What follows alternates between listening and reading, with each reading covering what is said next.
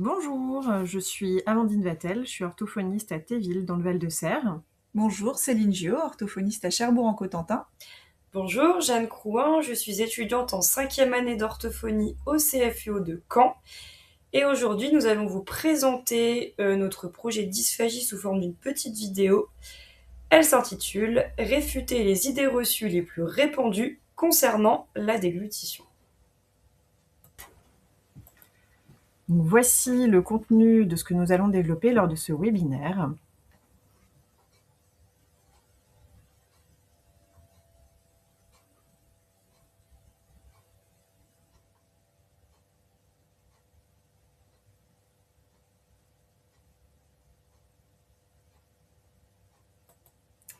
Donc, je vais commencer par vous présenter ce qu'est une CPTS. Donc, une CPTS, c'est une communauté professionnelle territoriale de santé. Sur notre secteur, elle concerne tout le Nord Cotentin. Il s'agit d'un projet national, c'est-à-dire que nous retrouvons des CPTS partout en France.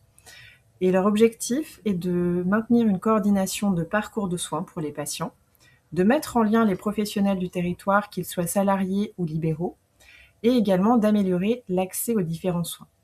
Et pour cela, des professionnels de santé peuvent proposer des projets. C'est ce que nous avons fait avec nos collègues, un projet sur la dysphagie, les troubles de la déglutition chez la personne âgée, dans l'objectif de prévenir les complications des troubles de la déglutition en proposant une information aux partenaires, comme ici aujourd'hui avec le webinaire, mais également avec une poursuite d'autres projets que l'on vous présentera à la fin de ce webinaire. Et l'intérêt en fait de ce projet dysphagie, c'est pour améliorer les prises en soins de chaque patient et de surtout avoir des soins très adaptés pour chacun.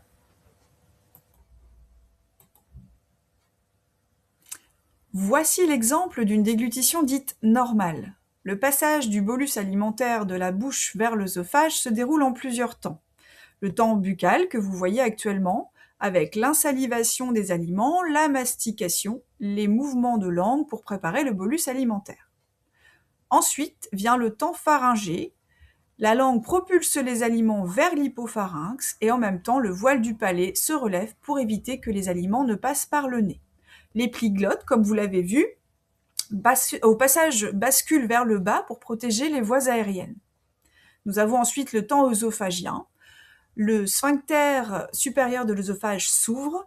C'est comme une petite bouche qui s'ouvre au contact du bolus pour le diriger vers l'estomac. Ensuite, l'œsophage se contracte pour faciliter le passage des aliments jusqu'à l'estomac. Ces mouvements s'appellent le péristaltisme.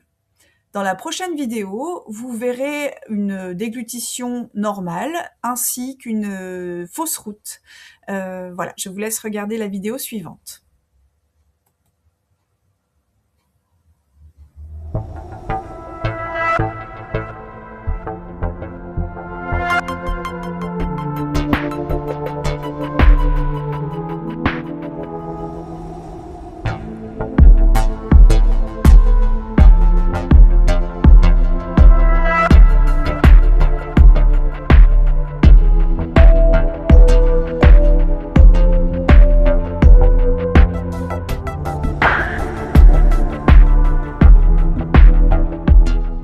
La gorge contient le carrefour aérodigestif, un croisement de deux routes.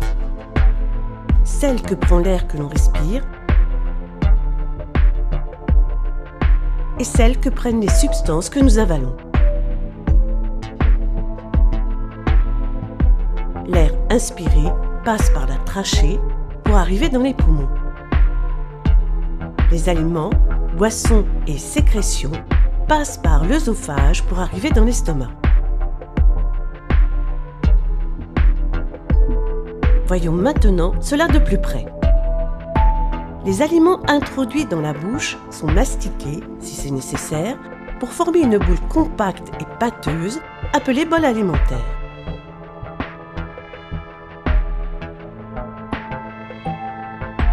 La langue amène le bol alimentaire vers le pharynx. L'arrivée de ces substances au fond de la gorge déclenche le réflexe de déglutition. Il consiste à faire descendre le bol alimentaire vers l'entrée de l'œsophage, tout en fermant les voies respiratoires pour les protéger.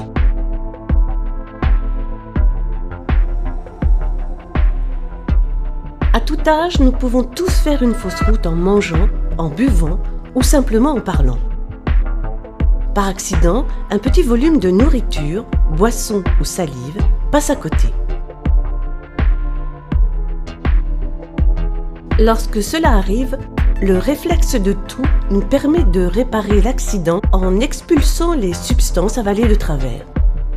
Une déglutition de salive permet ensuite d'évacuer ces substances vers la bonne voie, celle de l'œsophage. Ce système protège ainsi nos poumons.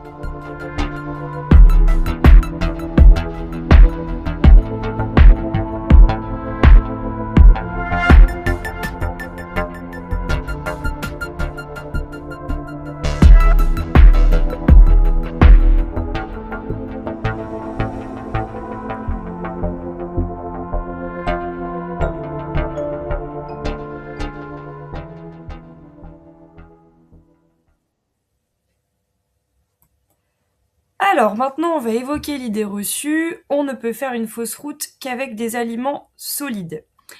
Tout d'abord, comme évoqué précédemment, le bolus, c'est une bouchée d'aliments qui est mastiquée et ensalivée.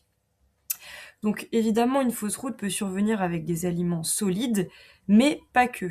Une personne peut également faire une fausse route avec sa propre salive, ses glaires ou encore des liquides. Les liquides constituent la cause majoritaire de fausses routes d'ailleurs. Ensuite, l'idée reçue suivante est une fausse route est forcément bruyante. On pense souvent qu'une fausse route se repère facilement parce que la personne tousse, s'étouffe ou plus globalement fait du bruit. En réalité, ce n'est pas toujours le cas. Une fausse route, c'est quand une partie de ce qu'on mange ou qu'on boit entre dans les voies respiratoires, c'est-à-dire dans le trajet qui mène vers les poumons, au lieu d'aller dans l'œsophage, puis vers l'estomac. Parfois, le corps réagit quasiment instantanément, et nous pouvons d'ailleurs le voir. On va tousser, cracher ou notre visage va rougir. Il s'agit là de la fausse route bruyante. Mais il existe également des fausses routes dites silencieuses. Ici, aucun signe visible ne peut être repéré. La personne ne tousse pas, ne crache pas, mais aussi ne rougit pas. Pourtant, une partie du liquide ou des aliments est bien passée dans les voies respiratoires. Ces fausses routes sont particulièrement dangereuses car on ne les repère pas facilement et pas directement du coup. Elles peuvent à la longue provoquer des infections pulmonaires. Enfin, il existe ce qu'on appelle des fausses routes secondaires. Celles-ci surviennent après la déglutition, quand des restes d'aliments ou de liquides qui étaient coincés dans la bouche ou la gorge redescendent dans les voies respiratoires, cette fois-ci un petit peu plus tard. Ici encore, comme la fausse route secondaire, le repérage n'est pas évident et direct. Cela peut se produire donc sans qu'on s'en aperçoive. Il est à noter également qu'une bonne hygiène bucco-dentaire est indispensable pour limiter le risque de faire une fausse route secondaire et ou les complications qui y sont associées. Donc ici, on a vu qu'une fausse route n'est pas toujours bruyante ni évidente. Donc ce n'est pas parce qu'une personne tousse en mangeant qu'elle fait une fausse route. Et à l'inverse, ce n'est pas parce qu'une personne ne tousse pas qu'elle ne fait pas de fausse route. Nous passons à l'idée reçue suivante. On ne fait une fausse route que pendant les repas. Alors, effectivement, la plupart du temps, les fausses routes se passent essentiellement pendant le temps de repas, puisque c'est là qu'on a le plus de temps de déglutition. Mais on peut également faire des fausses routes avec sa salive. Donc des salivaires, c'est une accumulation de salive. Ça peut arriver à n'importe qui, n'importe quand et à tous les âges. On retrouve aussi la possibilité de faire des fausses routes avec des stases alimentaires. Ça, on les retrouve à la fin des repas lorsque des résidus alimentaires restent coincés ou collés dans la bouche et ou dans le pharynx. Là, à nouveau, on insiste encore une fois sur l'importance de vérifier l'état de l'hygiène bucco-dentaire après chaque repas, surtout chez des patients présentant des risques augmentés de fausses routes, comme les patients qui ont des pathologies neurodégénératives, comme Alzheimer, Parkinson, des AVC, des cancers ORL, etc. On peut également faire des fausses routes avec du reflux gastro-œsophagien. Alors, le reflux gastro-œsophagien, qu'est-ce que c'est? C'est une remontée du contenu gastrique qui vient de l'estomac, qui remonte par l'œsophage et revient dans le pharynx et qui peut donc pénétrer dans les voies aériennes et provoquer donc une fausse route. Il existe un traitement. Il est donc important de faire remonter l'information au médecin et pour pouvoir avoir une médication de prescrite et que ce soit traité le plus rapidement possible.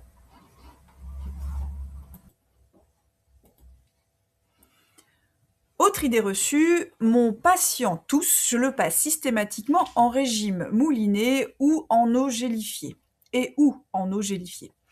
Alors, il faut toujours se poser la question de qui évalue les troubles de la déglutition. Est-il formé? Et est-ce que les recommandations d'adaptation alimentaire sont individualisées? Où en est-on? Ou alors on peut être aussi dans un abus de précaution. Alors attention, une fonction qui n'est pas entraînée à cause d'un régime simplifié se perd. C'est le cas de la fonction de déglutition. Nous passons donc sur un cercle vicieux. Les exemples de signes d'alerte, nous avons une fièvre modérée au-delà de 38 degrés, une voix mouillée, avec donc une transformation de la voix post-alimentaire, des raclements de gorge fréquents, ça peut être une cyanose, donc une obstruction de la respiration dans les cas les plus graves, une perte de poids, un allongement du temps de repas, un temps allongé de mastication, un gloutonnage, une sensation de boule dans la gorge, de gêne, des mimiques de forçage à la déglutition. On peut aussi avoir un évitement social des patients qui s'isolent parce que le repas est un partage. Nous avons aussi une apathie, donc une diminution des émotions, une perte d'appétit et un encombrement bronchique notamment. En cas de présence d'un ou de plusieurs signes d'alerte, une consultation auprès d'un professionnel formé aux troubles de la déglutition comme une orthophoniste ou un orthophoniste sera préconisée afin de proposer des adaptations alimentaires au cas par cas et en fonction des souhaits du patient. N'oublions pas l'éthique, car c'est toujours lui qui prendra la décision.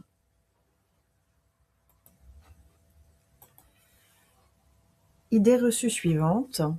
D'ailleurs, ce n'est pas une idée reçue. Je vais vous présenter simplement l'IDDSI. Donc l'IDDSI, c'est un projet qui a été initié en 2013 avec comme visée une standardisation internationale des textures adaptées à la dysphagie.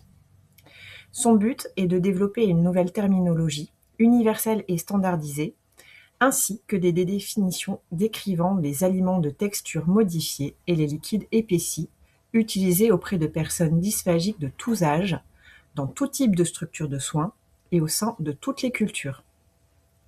3 ans de travail continu ont été nécessaires, menés par le comité de l'ITSI et qui ont abouti à un diagramme final que vous avez sous les yeux, des textures adaptées aux dysphagies, composé d'un continuum de 8 niveaux, 0 à 7. Ces niveaux sont identifiés par des numéros, des libellés et un code couleur. Une mise à jour de 2016 fournit une description détaillée de tous les niveaux du diagramme de l'ITSI. Les descriptions se basent sur des méthodes de mesure simples, pouvant être utilisées par des personnes souffrant de dysphagie ou par les aidants, professionnels de santé formés, professionnels de restauration ou de l'industrie, pour déterminer le niveau ITSI d'un aliment ou d'une boisson. Ces adaptations sont personnalisées par le professionnel de santé formé qui a la responsabilité de faire des recommandations de texture d'aliments et de boissons en fonction de chaque patient et à l'issue d'examens réalisés par différents professionnels formés aux troubles de la déglutition. Les informations sont disponibles gratuitement sur le site internet de l'ITSI et vous les retrouverez en description de cette vidéo. Alors maintenant, pour le rôle de l'orthophoniste, il est le spécialiste de la prise en soin des troubles de la déglutition. Il est bien sûr en lien avec d'autres professionnels, mais le diagnostic reste médical. Dans les cabinets des orthophonistes, des patients présentant des pathologies qui engendrent des troubles de la déglutition sont fréquemment rencontrés. Il s'agit de personnes ayant fait des AVC, souffrant de pathologies neurodégénératives ou encore ayant eu un cancer ORL. Dans un cabinet d'orthophoniste, nous pouvons également voir des patients âgés présentant de la presbyphagie. Ils n'ont aucune pathologie pouvant engendrer des troubles de la déglutition, mais le vieillissement normal peut en entraîner. En conclusion, nous pouvons aisément dire qu'en cas de signe d'alerte, il est important de réorienter le patient vers un médecin ou un orthophoniste. L'évaluation clinique du professionnel mènera à un projet de soins personnalisé, c'est très important, garantissant une nutrition et une hydratation adaptées, un maintien de l'autonomie et des fonctions liées à l'alimentation, donc, par conséquent, un maintien de la qualité de vie. Une nasofibroscopie ou une vidéofluoroscopie sont des examens indispensables à réaliser en amont pour objectiver un trouble de la déglutition. Seule notre évaluation ne suffit pas.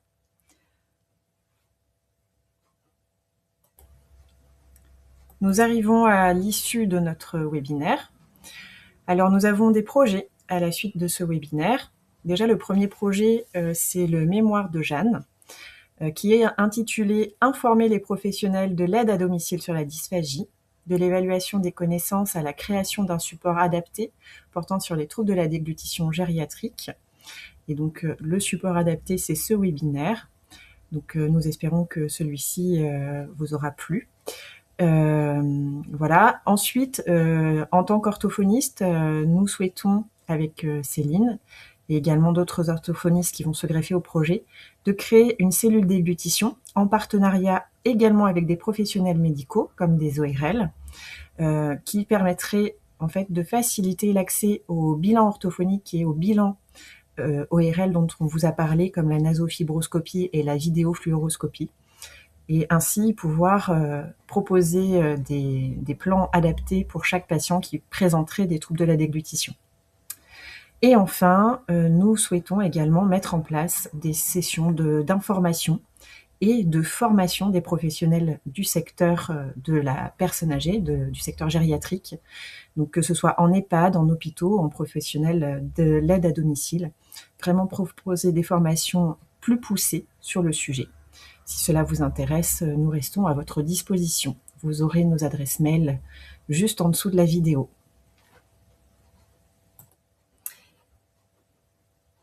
Alors, merci à tous pour votre attention. Nous vous invitons à répondre au questionnaire de satisfaction qui est en description de cette vidéo.